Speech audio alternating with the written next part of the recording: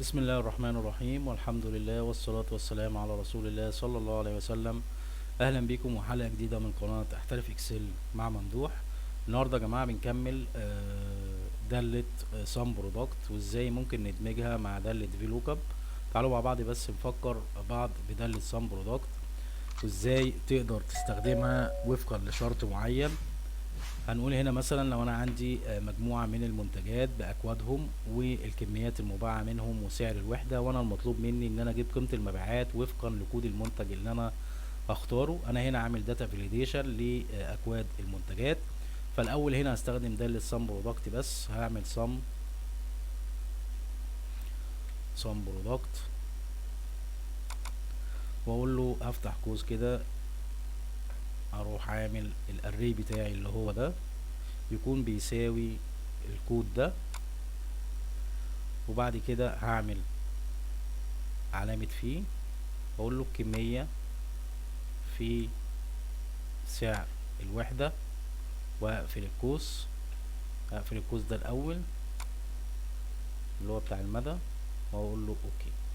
قال لي الكود بتاع 103 عبارة عن 30 في 40 ب1200. لو اخترت 101 اقول لي 20 في 50 ب1000. طيب دي دالة سام برودكت بس زي ما كنا شرحناها المرة اللي فاتت.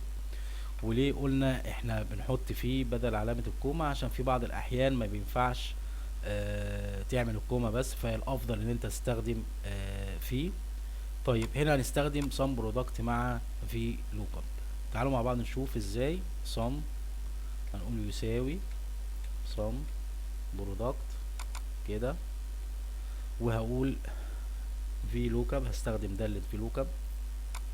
اقول والله دور لي على المنتج او كود المنتج دوت في الجدول ده،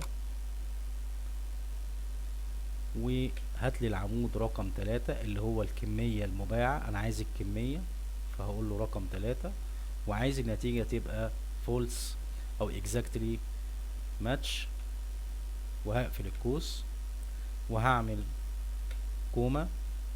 هستخدم فيلوكاب تاني عشان اجيب سعر الوحدة. هقول له وفقا للكود دوت تروح تدور لي في الجدول وتجيب لي العمود رقم 4 اللي هو 1 2 3 سعر الوحدة، ده العمود رقم 4. وهقول له عايز النتيجة فولس او صفر يعني، وهقفل القوس بتاع فيلوكاب واقفل القوس بتاع سام برودكت وادوس انتر.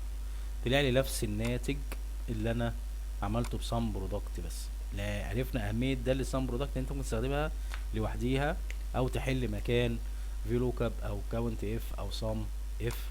ولو جينا هنا اخترنا الكود اللي انا بتكلم فيه 103 مثلا 1200 102 450 15 في 30 450 101 1000. ده كان موضوع حلقتنا النهارده. ارجو ان يكون الفيديو عجبكم. ما تنسوش دعم القناه بالاشتراك في القناه وتفعيل الجرس عشان يوصلكم كل جديد. وشكرا جزيلا لكم، والسلام عليكم ورحمه الله وبركاته.